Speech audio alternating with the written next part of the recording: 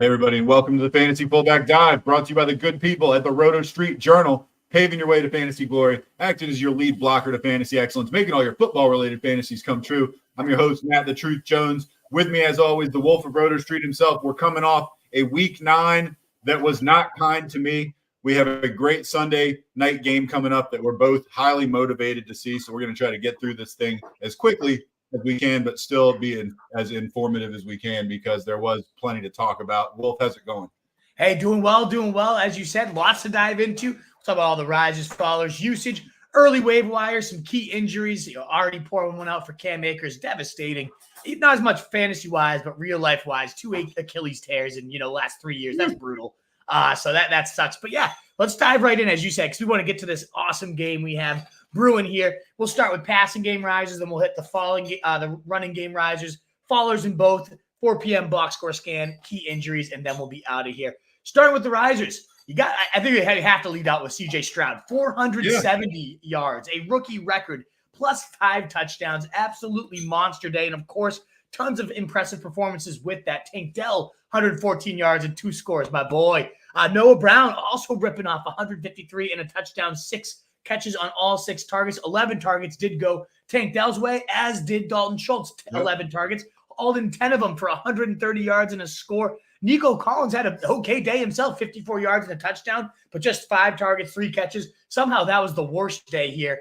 Ultimately, a huge day for the passing attack. The run game was nowhere to be found. We'll hit that when we get to run game fallers over there. But ultimately, huge day for the Texans passing game and massive game for CJ Stroud, who had a couple dud efforts in a row, and bam, he's right back there. Ooh. Yeah, massive is a great way to describe it. Let's talk about Washington playing the pathetic Patriots. Sam Howell, another 300-plus yard day, and Jahan Dotson continues to impress slash surprise. Howell went 29 for 45 for 325 and a touchdown. He also got picked off once. He targeted Dotson 8 times. He pulled in 4 of them for 69 yards, and he also scored. Terry McLaurin was targeted 7 times. He caught 5 for 73. And the Commanders actually pulled out a slight win over the Patriots, who everybody beats, except the Bills. I know. Seriously. But Jahan Dotson, back-to-back games, maybe you can start to trust the guy at this point. We will see there. Saints passing game, it's tough to call Derek Carr a huge riser, 211 yards, 2 touchdowns, a 16-point mediocre day. But I did want to just shout out Taysom Hill, yet another massive effort. We've talked about him multiple weeks on the podcast here. 11 carries, 52 yards, and 4 catches for 13 yards and a touchdown. Also throwing a 3-yard touchdown as well. Another 18-point day, another top 3 tight end performance for Taysom Hill. The guy just continues to get it done. I don't know why people aren't believers, but it's time. I just regret I should have benched Puka Nacua for him in a flex spot. I mean, CJ talked about it earlier. Didn't do it. Now I'm on the ropes in a matchup, but still, Taysom Hill, he's got to be locked in the lineups at this point. Yeah, I'd say so. Josh Dobbs, who had just got shipped to Minnesota with the Cousins injury, he got off to a shaky start. He actually had to come in and replace Jaron Hall, who exited with a brain injury, is what the copy says. I'm assuming that means he was concussed. Concussion, And Josh Dobbs comes in, and after, like I said, a shaky start, he actually went 20 for 30 for $158 and 2 touchdowns, and the Vikings eked it out against the Falcons. He targeted T.J. Hawkinson 12 times. He caught 7 of them for 70. Not bad. And Jordan Addison, who's kind of like the last man standing in this Minnesota passing attack, who's been pretty awesome. He caught 5 balls on 7 targets for 51 as well. Yeah, and you also got to mention, too, the 66 yards and a touchdown on the ground for Dobbs. Oh, yeah. Engineering that comeback, just ballsy effort to be with the team for 4 days and do what he did. I love this kid. I loved him when he was with Arizona. And just what he's doing here. I hope he really gets a real shot next year somewhere. He can finally. I heard something on the broadcast, like his 5th team and, not even 2 seasons total.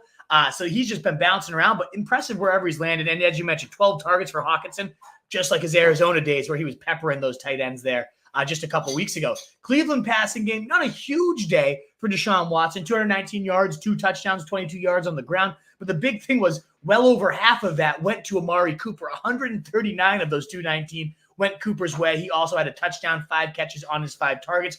Monster day, getting a little more stability there with Deshaun Watson. Also good to see Njoku catch a touchdown from Deshaun Watson. There's some metrics out there about how much better Njoku's been with any other quarterback. So nice to see 4 catches, 6 targets, and again, 26 yards and a score for Njoku there. Let's talk about Chicago, and let's talk about Tyson Bagent. He had a Konami day, believe it or not. He actually passing. Now, he had 4 turnovers. Let's not bury the lead. He went 18 for 30, 120 yards, 2 touchdowns. He did get picked off 3 times, and he did have a fumble that he lost. However, he also added 8 carries for 70 yards, which is kind of nuts. Cole Kmet was the big beneficiary on the passing attack. He was targeted 8 times. He caught 6 of them for 55 and 2 touchdowns. Darnell Mooney also ate a little bit. He caught 5 balls on 6 targets for 82. DJ Moore struggled, however. He only had 3 catches for 44 yards and was targeted 5 times. Yeah, disappointing effort from him, but pretty good elsewhere for the Bears there. Moving on to the running game, and we'd love to get that thumbs up button as we start to move in here. It does help us get out to more people. Like, shares, retweets, all that good stuff. It keeps us motivated, keeps us feeling good about ourselves. So please do boost that self-esteem and help out your boys as well. That thumbs up button, like, shares, subs, all that good stuff. We're happy to have you here, Wolfpack. Running games, they said they were going to let Aaron Jones loose. And they sure did. 20 carries. Didn't do a ton with it, 73 yards and a touchdown. But that workload was a monster. Also had 6 targets, 4 catches for 26 yards. Meanwhile, Dillon just 9 carries, 40 yards, and significantly outsnapped. For the first time in 2 weeks now, we finally got Aaron Jones playing far more and out-touching A.J. Dillon far more. We needed to see it. Happy to see it. And he looked fairly solid, even though it was a huge blow-up day. Solid day overall, usage-wise, snap share-wise, everything. Good to see for Aaron Jones moving forward. Ravens running back picture. This was a bizarre one. Justice Hill ended up carrying the ball more than the other guys. He actually rushed 13 times for 40 yards, which is a pretty mediocre stat line. Gus Edwards, who we've talked about a bunch of times, is like averaging, after only Jamal Charles and maybe Bo Jackson or something, the most yards per carry like in the history of the league. He rushed 5 times for 52 yards. That's a little over 10 yards a clip and 2 touchdowns. Let's not forget that as well. Not to be outdone, Keaton Mitchell had 9 rushes for $138 and a touchdown. And the score was a 40-yarder. So you're like, all right, well, a lot of that was that. I mean, you take that away, he still went 8 for 98. Like, that's still like 11, 12 yards a clip. What an absolutely outstanding performance by 2 of these guys. Why doesn't Gus Edwards get more carries? The guy, but I mean, of course, Keaton Mitchell seems like he deserves some carries. Justice Hill, not so much. And I think Justice Hill probably moving forward will be getting it taken away from him. It was one of those situations they were up so big early. And honestly, I know the 5 carries look a little sketchy for Gus, but honestly, it's because they were resting him because they didn't need to use him. So it almost is one of those things that's actually a benefit here. He got his 2 touchdowns. They said, see you later, put your lunch pail, get it on out, sit on the bench. You're good. You've done what we need you to today. We're not going to need you anymore. Just going back to the Miami running backs, last game before Devon Achane comes back. So we will see how that looks. But for right now, Mostert still again led the way, 12 carries, 85 yards, a touchdown, ho-hum, just regular 15 to 20-point day for Mostert. Wilson, for what it's worth, did look solid in the passing game, 3 catches, 32 yards, did play actually more passing down snaps than Mostert, in addition to 2 carries for 6 yards. But I think this will probably be the last we hear of Wilson, assuming Achane can stay healthy. They have a bye next week. He'll be back in week 11. If somehow you can sneak in a buy low on Devon Achane before he returns, I doubt it. If his owners have held out this long, you're probably not going to be able to get him. You probably don't even get him low. But if you can buy high, like if they forget just how damn good he was, then still try to go get him. But yeah, nice effort again from Mostert. Might be the right time to try the best you can to sell high because Achane's coming back, baby. And I got to say, I was pretty underwhelmed by that Germany game, and I was really looking forward to it. I hope today. You felt the same way? I did, yeah. We even moved the broadcast up to 8 a.m. this morning just so we could watch the whole game, and it never really – towards the end there, it's like if they put one in, we get 21-21, maybe we get OT. It just never ended up fully coming together for that game, though. Yeah, I didn't enjoy it anywhere near as much as I thought I would. I hope the game tonight, which I'm also looking forward to, is a little better. I know. Please live up to it. We talked about the Patriots. The Cowboys-Eagles lived up to their hype, though. That was a fun great game, and we will touch on that when we talk about the 4 o'clock scores. Yeah. Ramondre had his best fantasy game of the season. We talked about the Patriots sucking, and they do. But he did actually have a decent rushing game. He rushed 9 times for 87 and a touchdown. He added 4 catches and 42. Now, to be fair, and I mean, whatever, points are points. He had 87 yards, 64 of them came on 1 run in the second quarter. Other than that, 8 for 23, not that great. Zeke Elliott, 6 rushes for 17 yards. Gross. That's about it for the Patriots. That's about it. Good game for Ramondre, at least on paper. I would try to be selling Ramondre as fast as you could. That, like you were saying, the 8 for 23 is really what we've been seeing all year. Yeah, sure, that 64-yard scamper. I hate when people take that away. I get that, too. I get how annoying that is because, of course, it counts. But, man, he's been a slug all year. He just really had a hole that they had horrible pursuit on. So I'd be trying to sell him as fast as I could. 2 TDs for Rachaad White. Solid effort. 20 carries, 73 yards, 2 scores on the ground, in addition to just a usual solid receiving role. 4 catches, 46 yards. He hasn't been overly efficient all year. We know that about Rachaad White, but just continues, especially these last few weeks. He's really started to rack up the receiving usage. Now he's getting in the end zone a little bit too, and playing, again, all season, 80% of the snaps are higher pretty much every single week. He's turned out to be a really reliable, just nice RB2 that has these type of spike weeks in him too. Not bad. Yeah, let's talk about the Washington running game. Brian Robinson did dominate the workload, although he didn't do a ton with it. He rushed 18 times for 63 yards. That's 3.5 a carry. Not great. He did score on a 9-yard run where he basically didn't get touched at all. He did add, I think he added 1 catch. I'm trying to remember where it is, but anyway, not much in the passing game, if anything. Antonio Gibson rushed 6 times for 34 yards, which is not a bad yard per carry. He also added 5 catches for 42. And they said it is worth noting that Gibson's 11 touches was the most he's had this whole season. Yeah. And the other just note in all that too is Chris Rodriguez, who randomly got involved 2 weeks ago. Right. He's been nowhere to be found for 2 weeks. You can feel a bit better about Brian Robinson and Gibson, knowing that it's not a 3-headed nightmare at least. You never know if he could reemerge, but it's good to see him disappear for a 2-week span now. Donta Foreman, sure, it's great that he dominated the entire workload, 20 carries compared to just 2 for Roschon. 83 yards, not even a bad per clip there for Donta Foreman, but no touchdowns. Doesn't get any passing game work. And this just goes to show how fantasy's changed as a game. If you're in a PPR or half PPR league, as good as that is real life, 20 carries, 83 yards, the heartbeat of your offense for a bit, it still doesn't really matter too much in fantasy. 8.3 points for him. Roschon, 2 carries, 6 yards, 1 catch, 9 yards. Was an afterthought. Darrington Evans was mixing in, but ultimately it became more of a 2-back committee. Herbert is due back next week, though. It's just an ugly 3-headed nightmare. If you could somehow sell something for Foreman, I'd do it because I don't think we're getting any more use out of these guys. Kareem Hunt did salvage his fantasy by getting a late touchdown, but Jerome Ford was the one who really dominated, and I mean really dominated the snap count, 47-21. That's not nothing. Now, he did rush 20 times for 44 yards. That's pretty lousy. He did add 5 catches for 33. Not an impressive stat line. Now, I do have Ford on my team, so I can tell you he did score, I think, 10 to 11 fantasy points with that crappy stat line. So it wasn't like a nothing fantasy game, but, averaging 2.2 yards a carry, stuff like that. He out-touched Hunt 25-14. They pretty much Cleveland pretty much shut the door on Arizona pretty easily in this game. Yeah, you got to be encouraged by that workload. But, man, you'd think against the Cardinals, we've seen Ford being so efficient all year. But, yeah, that's a little annoying. Touches is great, but man, he did very, very little with them. I know, yeah, but good to see at least he's back and that lead 1A role moving forward. But, man, if you can't do more, 25 touches against the Cardinals, again, you should be doing more. All righty, Wolfpack, we are moving on to followers again. The crowd's starting to gain here. Love to see it. Please do hit that thumbs up button. That's why the crowd is growing, because you guys are being so kind.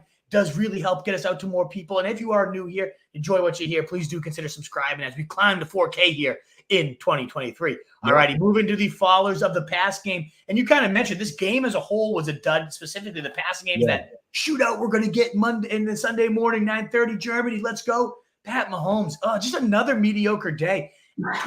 20 completions on 30 passes, 185 yards, 2 touchdowns. It's just not Pat Mahomes. And it's all the more obvious when you're looking at Josh Allen, you're looking at Jalen Hurts, these guys that are putting up 27-30 routinely that were going oftentimes after Pat Mahomes. Clearly that he was the worst pick of those early round quarterbacks, something that we called on this show.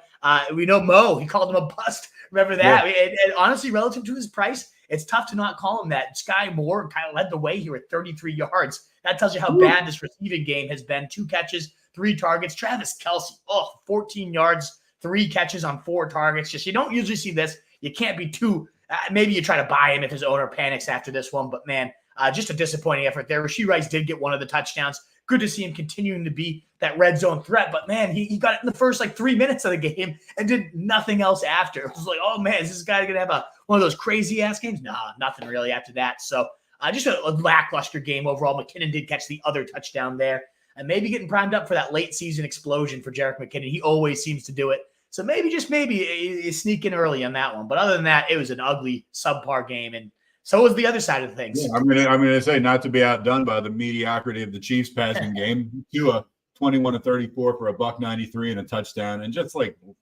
didn't look real good. But nobody did. Tyreek Hill led the way. He was targeted 10 times. He caught 8 of them, but kind of a pathetic for him, 62 yards on the day, no scores. Jalen Waddle, completely forgettable. 3 catches on 6 targets for 42. He did have 1 carry for like 12 yards. Cedric Wilson caught a touchdown. He was targeted 5 times. He caught 1 of them. I guess he made that 1 count. It was 31-yard touchdown score. And that was it. I mean, that's just like nobody popped really on either side, and the Chiefs just won a pretty ugly game. I mean, it's worth noting that Miami did essentially nothing in the first half at all. So any production that did come came later on, but even the production that came wasn't much. Wasn't much, and everybody's saying Lamar Jackson, one of the few quarterbacks you can trust, lock in.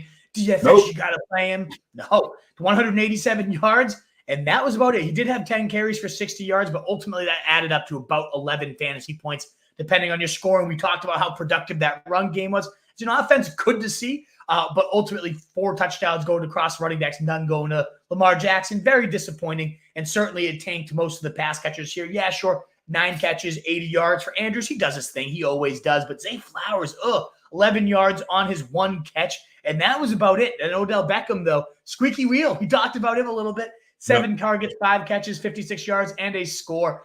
Good to see him. He does seem to – CJ was cracking up at me, telling me I was the biggest moron today when I was like, I know it seems crazy. Squeaky wheel, though. I think Odell, I know he had nothing last week on the box score, but I saw him and he was moving around better. He goes, you just said he had nothing on the box score. You just made your point for yourself. He sucks. And so, CJ, screw you. This was actually a decent game from Odell Beckham here. Let's talk about the other side of the ball. Speaking of just being awful, the Seahawks, this was not a competitive game at all. Geno Smith and all his receivers were pretty terrible, with the exception of JSN. JSN caught 6 out of 7 targets for 63 yards. And yes, that was the shining stat line for the Seahawks. That was the thing to get excited about. DK Metcalf caught 1 of 4 targets for 50 yards. Now, granted, yeah, it sounds great. Hey, he caught a 50-yard pass. Well, he didn't catch anything else. Nothing else. Tyler Lockett targeted 8 times, caught 3 for 32 yards. Geno went 13 out of 28 on the day for 157 yards. That's disgusting. And a pick. Nobody nothing excited about here. And it says in the copy up here, I'm interested to know your thoughts on this just real quickly. DK no longer a must start. You agree with that? I do. Yeah, I typed it in there. I don't love him anymore. 14 targets last week and still only mustered about 60 yards on him. It's been underwhelming. The floor was fairly safe this year, where he's had mostly 10 or higher, but he hasn't topped 17 in a single game. And now the floor is starting to come caving out underneath him as JSN gets more and more involved here. Yeah, you got to be a little bit nervous about him. And just Geno Smith. What a growth. After being the quarterback 6 last year, he has only had 1 game in the top 12 quarterbacks all season. It's been a really, I don't really enough people talk about how much of a sophomore, like it was back bound. Sophomore, he's been in the league like 10 years. Yeah, I know, that sophomore. It just feels like he was a rookie last year almost after coming out of nowhere. It just really, the Cinderella story seems to be over here. Patriots, no Kendrick Bourne, no Devontae Parker. How's it going to shake out? Not really well. 220 yards and 1 touchdown, 1 pick, a back-breaking interception from Mac Jones there too. At the end of the game, as a lot of people expected, Demario Douglas did lead the way in receiving yards, 55 yards though. Really not that special. 5 catches on 7 targets. That was tied by Juju Smith-Schuster, who had 7 targets, 6 catches of his own, 51 yards. Probably his best effort in a long time.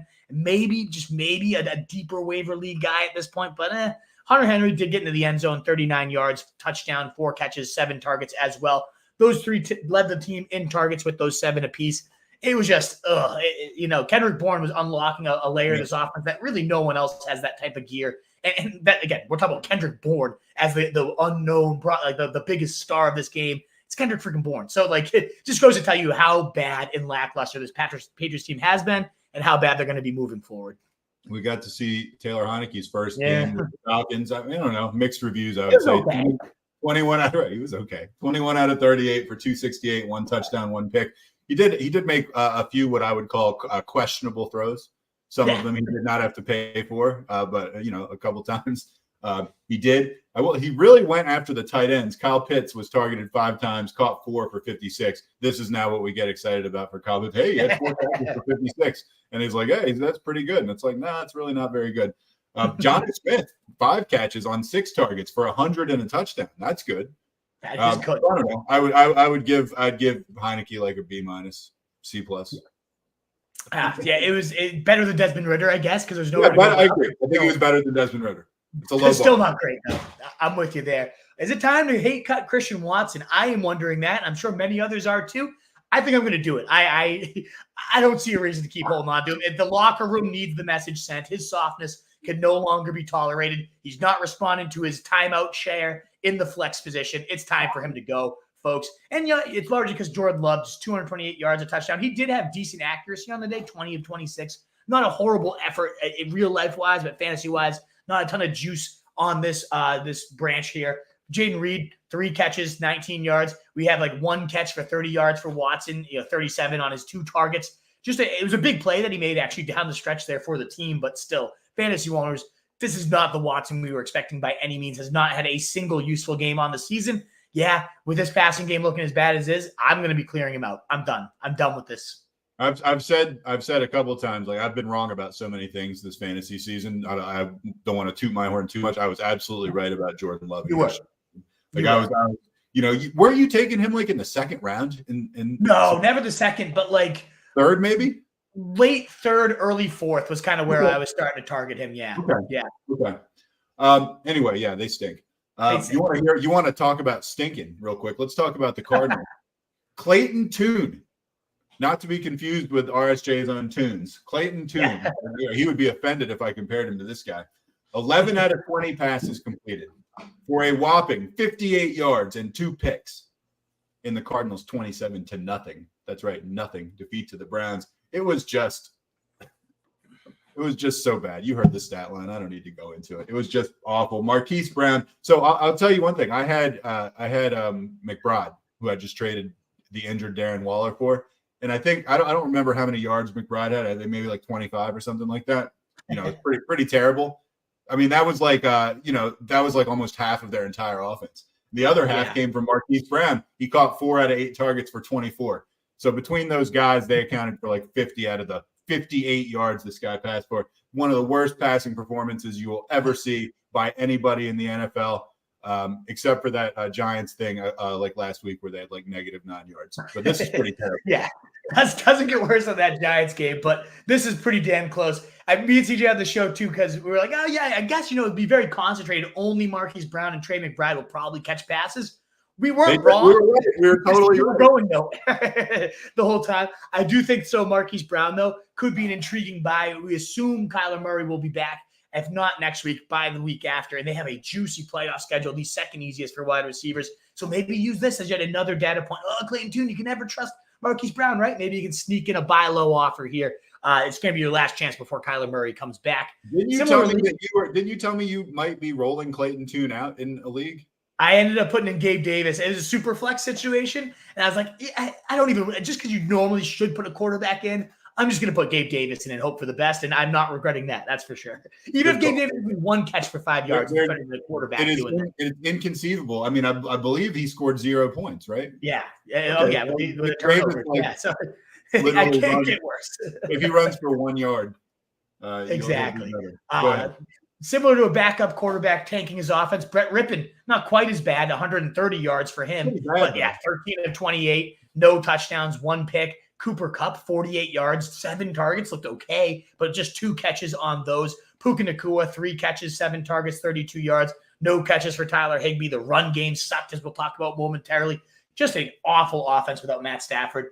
If he's out any time of length, they have a bye week this week, thank God. Hopefully he's back and ready to go after that bye, because this is not something you can't trust these guys if Brett Rippon's starting moving forward. Yeah. In the Bucs passing game, the quarterback play was okay. Mayfield did 21 out of 30 for 265 and 2 scores. Not bad. Chris Godwin did nothing. He caught 2 balls on 6 targets for 16 yards. That was terrible. Mike Evans caught 4 out of 5 for 87. Now I will say I was watching. He caught one on like the one that, could have been a touchdown. Would have made his day awesome, but it was still okay. But anyway, not much to get excited about as far as Chris Godwin. Kind of reverted back to that when Evans is in. Evans eats and Godwin doesn't. Yeah, and we'll talk about him in the waiver wire in a little more detail. But Cade Otton, the one actually leading the way there, 70 yards, 2 touchdowns, 9 targets, 6 catches. Do got to shout out my nephew, Brody Brown. We're in a 16-team family league. He had a desperate tight end situation. He ended up streaming Cade Otton, my 8-year-old nephew. He's a fantasy genius. I'm not going to lie. Someday when I hand over the keys and I have to retire, Brody Brown will be taking over the Fertile Street Journal. I'll tell you that much. He's a fantasy savant. Some of the stuff he's like, yeah, Cade Otton. Texans have been most generous to tight ends in the last 3 years. Like, how do you know this stuff? You know more than I do at this point. So, I'm assuming that if you're retiring, I'm assuming I'll be dead by then, so I won't have to. Exactly. Won't have to figure out if him and me mesh in the office. I think you guys would be solid together. He'll run it with a nice iron fist, though, right, for sure. Moving into the running games and fallers in the run game, it's got to start with Bijan Robinson, everybody's favorite first-round pick. I called it. This was the bust. Everybody crapped on me. Bijan Robinson, generational talent that cannot separate from either Arthur Smith's idiocy or maybe Tyler Algier. Either way, only 11 carries for him compared to 12 for Tyler Algier. Sure, Bijan outplayed him, 52 yards on his 11 carries compared to just 39 for Tyler Algier, but Algier did get the touchdown. Bijan did fumble. He got benched for the entire fourth quarter as a result of it. Really tough effort for him, and he's a fringe RB2 at best now moving forward, which, again, this generational talent, like, how can you feel that great about him right now at all? I feel terrible about him. I don't feel great about him at all. Speaking of people I don't feel great about, let's talk about Seattle. We ripped their passing game to shreds. We might as well talk about their running game too. Ooh. Talk about, Charbonnet outsnapped Kenneth Walker. Who cares? They were both terrible. Kenneth Walker rushed 9 times for 16 yards. Oh, but what about the passing game? Well, he had a catch for 1 yard. Zach Charbonnet rushed 4 times for 8 yards. I mean, and then he added 1 5-yard catch. Those are about the 2 worst stat lines you could see for running backs that maybe you possibly thought were decent that you'll ever see. Man, there's some bad performers this week. Really, really ugly week in general. Just so sad to see for Kenneth Walker, was a locked-in top 6 running back until Charbonnet really started to get in, and now both of them are just useless right now. We'll see. And their schedule is horrible down the stretch. I don't know if you can get any type of value right now for either of these guys. Charbonnet still has that handcuff value that makes him more stashing, but Ken Walker, it's going to be real tough to trust him moving forward. Alvin Kamara, the must-start running back 1 of the week by everybody, including me, number 1 in my running back rankings. 9 carries, 26 yards, 4 catches, 44. Really, at the end of the day, not a horrendous day, but just compared to what we've been seeing for him, it's kind of worrisome at how involved. The reason he's on the faller list is that Taysom Hill is just so damn involved right now at the goal line. It just makes Alvin Kamara's touchdown equity a little bit more of a risk moving forward. I mean, you said it's not that terrible a game. It's pretty bad. Like, that stat line is pretty horrible. Not great, yeah. I mean, especially we were seeing this guy, targeted like 15 times a game. Yeah. I don't know. 4 for 44. Don't love it. Daryl, speaking of other people sucking, man, the way you've got this agenda set up where we talk about the great guys, then we just roll down like everybody who's terrible. It's just like each guy is trying to outdo the next as far as sucking goes. Let's talk about the Rams running backs. Darrell Henderson, 10 rushes for 19, including 2 catches for 16. Disgusting. And Royce Freeman, his backfield mate, 12 for 32. Wow. Awesome. Freeman led the backfield with those numbers, guys. Get back soon, Kyron. We need you. You got to imagine maybe even Myles Gaskin gets a crack at this next week. They do get, I believe, Arizona next week. I remember the matchup being soft. Oh, no, they're on a bye, and then it's Arizona. So who knows? Maybe that is actually when Gaskin gets worked into the game plan more. We'll see. Speaking of just inefficient, horrendous running backs, Devin Singletary, 13 carries, 26 yards. Apparently the starter of the Texans, whoever it is, can only average 2 yards a pop, it seems. This was definitely his chance, similar to how Chuba Hubbard had that one game to start, and he ended up taking over the backfield. Didn't end up happening for Devin Singletary this time out. And you got to just think, at this point, you probably cut him. This is his handcuff value. This is what he's going to do in starts. What's the point of holding on to him at this point? There's no point in it. I wrote the article. We were right about what we thought, which is that Pierce sucks. This guy's going to get some carries. He got some carries, and he's terrible. So, get off it. Let's get into the 4 o'clock box scores and maybe talk about those a little bit. We flew through these pretty quickly. We're about half an hour in. Kickoff still about maybe 15, maybe 20 at the most away. But I think we're going to be able to get to everything, finish, and hit the mailbag. Let's talk about the Colts-Panthers game. You want to hit that one? Yeah, sure. We can start with that. Maybe save the Cowboys and Eagles for last, since that was the most exciting of the day. I got some thoughts on Giants Raiders. So you take this one. Yeah, and there's not much to say about that one either. Right, those are my when we get there. But yeah, Minshew, 127 yards, 1 touchdown, nothing in there of note. But ultimately, it was good to see Jonathan Taylor, 18 carries compared to just 7 for Zach Moss. We don't have the final snap count, but he also did get 5 catches, 5 targets as well. Jonathan Taylor, no catches for Zach Moss. I imagine when the snaps come out, it will be about 65-35, which is what we're hoping to see Taylor eventually work to. Now, he wasn't overly efficient on the ground. Those 18 carries went just for 47, but he did catch a touchdown, 5 catches, 22 yards for Taylor. We'd love to see a little bit more juice, though.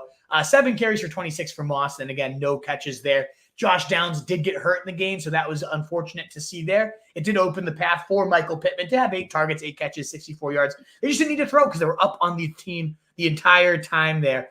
So just really didn't need to do much there for the Colts. On the other side of things, Bryce Young, 3 interceptions. I think he may have fumbled it as well. Just a really, really bad effort for him. Chuba Hubbard dominated the workload again, 16 carries for a whopping 58 yards, no scores.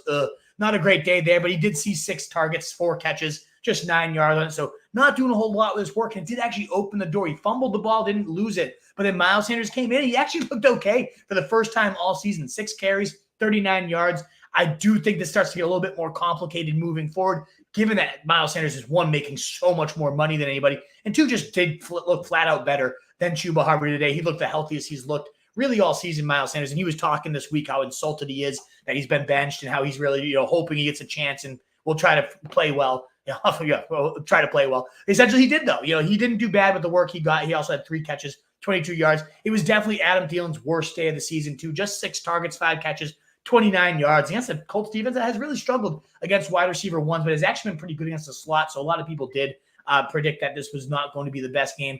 Hayden Hurst actually led the team in receiving, which tells you really everything you need to know. 54 yards, 2 catches.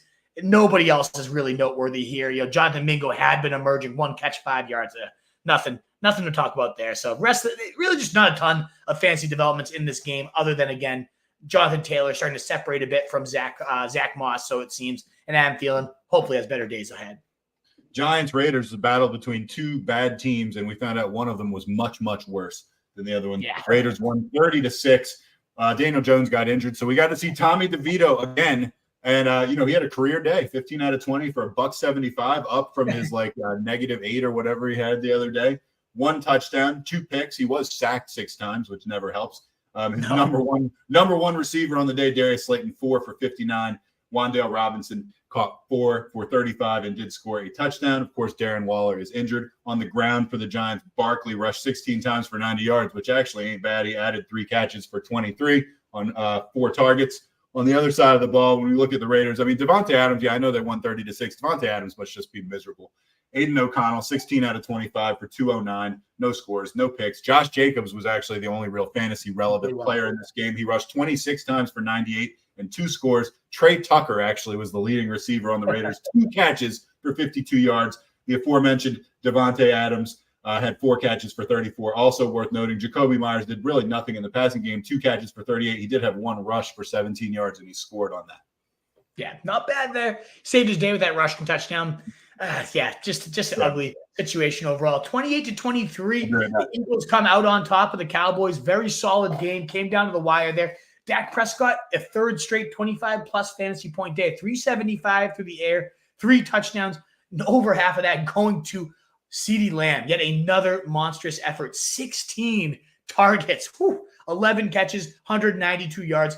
Moving forward, when I do my rest of the season big board, he's got to be in that top 6 overall conversation at this point, getting that he's the focal point, the heartbeat of this offense. They had talked about wanting to spread the wealth a few weeks ago. The back-to-back weeks, 16, 17 targets here for CeeDee Lamb, an absolutely monster effort. Their number 2 receiver, though, on the day, Jake Ferguson, 7 catches, 91 yards.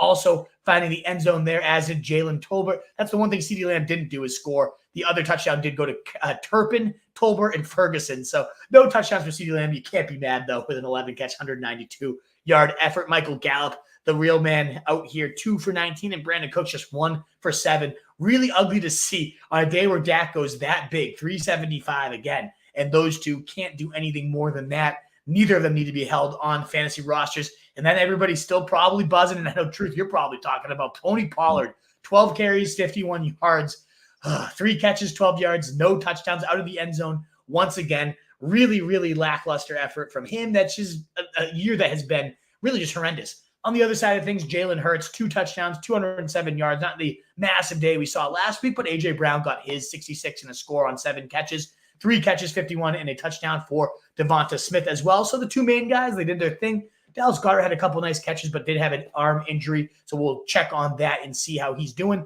But ultimately, he had to leave the game early. DeAndre Swift definitely led the way in carries. 18 of the 23 running back carries did go to DeAndre Swift. He managed just 43 scoreless yards, had a couple catches, 2 for 31, but definitely not the best we've seen from him. And of course, Kenny Gainwell was the one scoring the only running back touchdown. Jalen Hurts also ran one in, as he always does every single week. Right.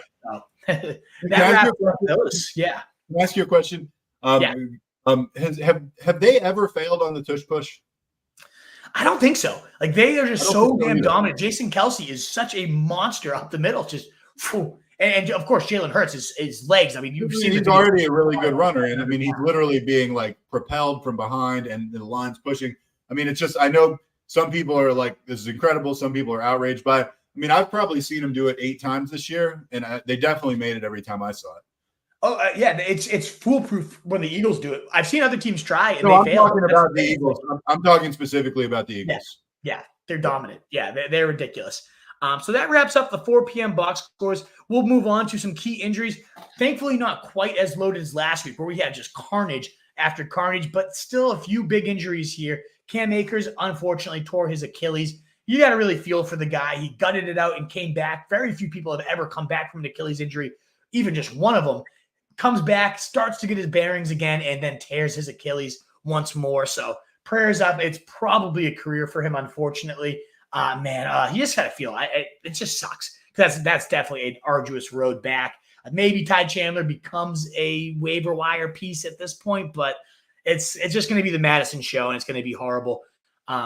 Really prayers up for Cam Akers. That sucks. Yeah, Kendrick Miller went out of the game with an ankle injury with the Saints. He was basically operating as the 3rd string running back for the Saints. Nothing to get excited about there. Still hate to see anybody get hurt. He did take 1 screen pass for 31 yards. But we'll keep an eye on that as we go. He's probably not lighting up your fantasy team anyway, but an injury to maybe consider on the back burner. I mean, Taysom Hill did end up leading his team in carries on the day. Yeah. So if anything, maybe it opens the door for him even more. So Daniel Jones did leave with a knee injury. Had to get helped off. Did not look good. Went to the locker room. We'll see what happens there. He had just returned from a neck injury, and boom, he's already knocked out again.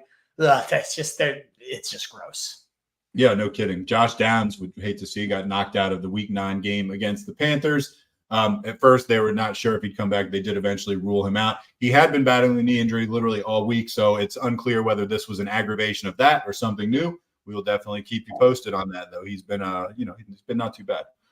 Yeah, and then Dallas Goedert had an arm injury. It looked pretty bad, honestly, when he reached right for his arm. And my cousin, I was watching the game, he's like, that thing looked broken. So I don't know exactly what it will be. He was holding it in a weird way, and maybe it will be okay. So we will see there. Should he have to miss time, but definitely could be an impactful injury given how bad the tight end landscape is. To lose Waller in 1 week, Goddard potentially in the next. It's just getting that much thinner out here. All righty, Truth. Do you want me to just rip through these Week 10 waivers here? Sure. Go ahead. All righty. So Wolfpack, at this point, we are moving to the last segment tonight. One last call, that thumbs up button. Please do consider helping us out. If you enjoy the content you're hearing, if you want to see more of it, please do hit that thumbs up button. Continue to subscribe if you like what you're hearing. Early Week 10 waiver. Let's dive on into a few of the important names. We'll kind of go position by position. As you guys know, I will dive in even more in depth on Tuesday at 7 p.m. But starting at the top with some running backs, Keaton Mitchell has to be at the top of the list. 9 carries, 138 yards, and a touchdown on the day. He had that 40-yard touchdown. Look, as fast as can be. And we know he's the second fastest back in this class behind only Achane, and Jahmyr Gibbs had the next fastest 40-yard time. He lit up the entire preseason. He was a guy we were talking about weeks ago as a waiver wire stash, and he got a little dinged up again. But this is why. He was a shot out of a cannon type of player. He also had a 60-yard run later in the game, too. And sure, it's a messy situation. Gus Edwards definitely the lead back. Justice Hill somehow still saw 13 carries. But I imagine Keaton Mitchell, looking as good as he did, will start to eat into that Justice Hill workload. The only other running backs of note, he is certainly the priority. But Antonio Gibson, we talked about, had 5 catches, 42 yards through the air, in addition to 34 yards on the ground on 6 carries. So a nice yard per clip there.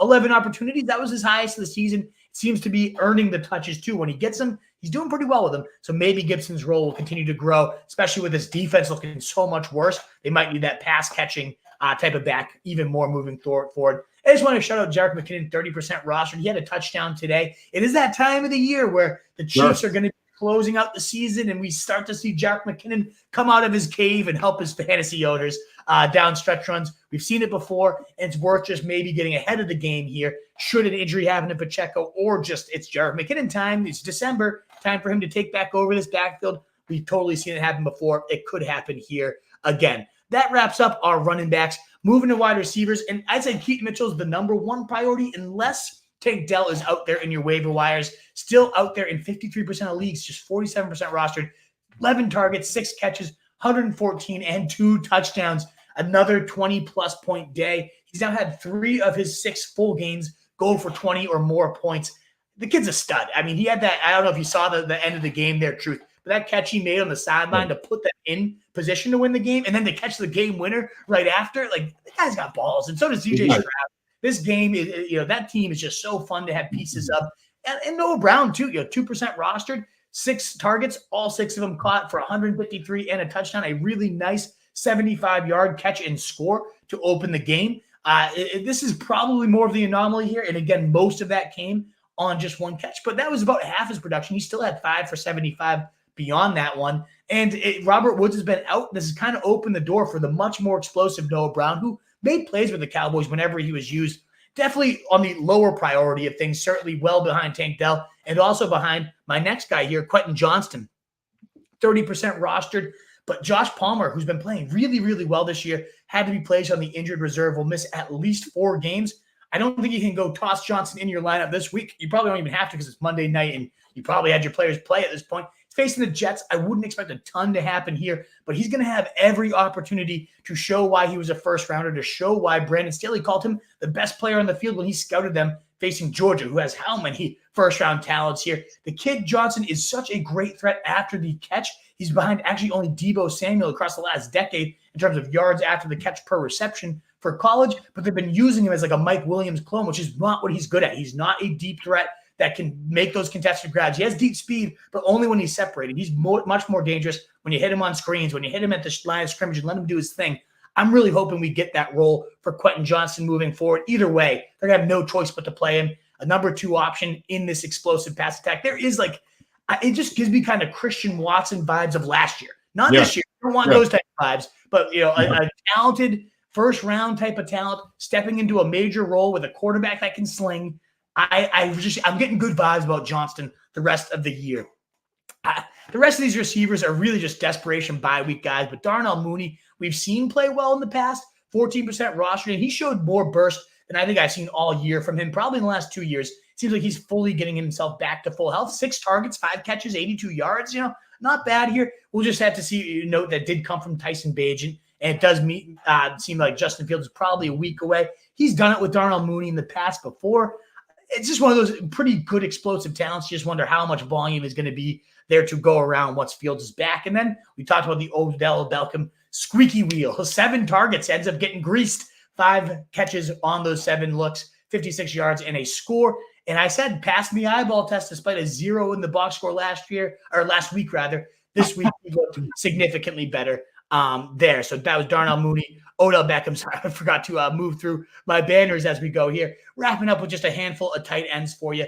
Cade Otton, 5% rostered. Shout out again, my nephew. Streamed this guy, saw it coming, mentioned the Houston matchup, and he couldn't have been more right. 9 targets, team high there. 6 catches, 70 yards, and 2 touchdowns.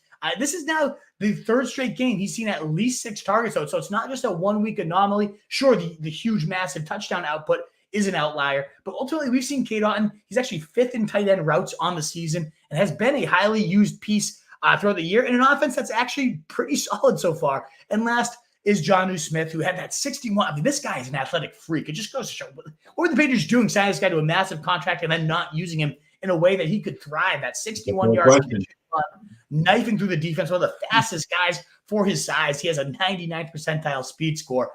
What a beast. 5 catches, 6 targets, 100 yards. If Drake London's out, I mean, you can toss this guy in at any point. Seems to be getting even more usage than Kyle Pitts at this point is Jonnu Smith. But I would go to Cade Otton first if I had a tight end need. I guess you could mention Ty Chandler, given that Cam Akers did tear the Achilles. But I don't know if I need to back up to a bad running back in an offense that – I don't know. Maybe Josh Dobbs will breathe some life into it. And he's the last guy I did want to mention is Josh Dobbs. Had that Konami upside day here, 60 yards on the ground, 3 total touchdowns on the day, over 24 fantasy points. Again, we saw multiple of those efforts for the Cardinals. And now he might be throwing to Justin Jefferson, Jordan Addison. I mean, I could see Josh Dobbs. I didn't even make a banner for the guy as I continue to gush about him here. But that he has all the makings of that like stretch run, QB1 comes out of nowhere and just has monster fantasy days. I don't think it will be a ton of certainly not Kirk Cousins 300-yard passing monsters, but with the Konami upside, with the weapons he's going to have, and with a schedule that's really not all that daunting, I think Josh Dobbs, if you're quarterback needy, if you lost Kirk Cousins or there's been tons of injuries at the position lately, and if you're starting garbage, it's been a really rough year at quarterback. Josh Dobbs, I wouldn't be surprised at all if he has a big stretch run. We literally just had kickoff. We're on the first play of the game. Oh, look at that. Love to see it. We got some people in the comments. I love to see some of these. I always go read them afterwards. A couple of people with some really tough losses, some brutal kicks in the balls from a few people in here. Yeah, Tunes talking about how he'd be better than Tunes, and yeah, probably would have been. Real quick, I want to answer one question in the mailbag. Dave Campanelli said, "Can we officially cut Daniel Jones?" Yes. What did he say? He said, "Can we officially cut Daniel Jones?" Yes. Oh yeah. I don't know why he's still even rostered at this point. I thought you were going to pull up the fact that he does not have to jump into the Antarctic Ocean. No, it's related, but no. Yeah, sadly, the world does not get to see a naked Campanelli sink to the bottom of the Antarctic Ocean as he freezes upon impact there. So thankfully, we preserved Campanelli's life. We do love him, so I guess it's good that he doesn't have to die today in the Antarctic Ocean ass naked. But yeah, that was about as safe a bet as you could get. I think that's about it, Wolfpack. All our recap coverage you can find at Roto Street Journal. We'll have tons of stock watches, waiver wire articles. My rest of season big board will be updated tomorrow, as will be my Week 10 rankings. I'm a psycho. I like to get them out on Monday to kick the week off for you guys. I'll be back again to break down all these waiver picks and whoever else I missed, and I'll have them in a nice top 10 order for you on Tuesday, 7 p.m. Would love to have you there on your way out, that thumbs up button or a sub if you're new here. We'd love to have you come back. In a wolf versus sheep, guys, be the wolf. Enjoy tonight's night game. I hope you get what you need to win your fantasy leagues tonight. Later.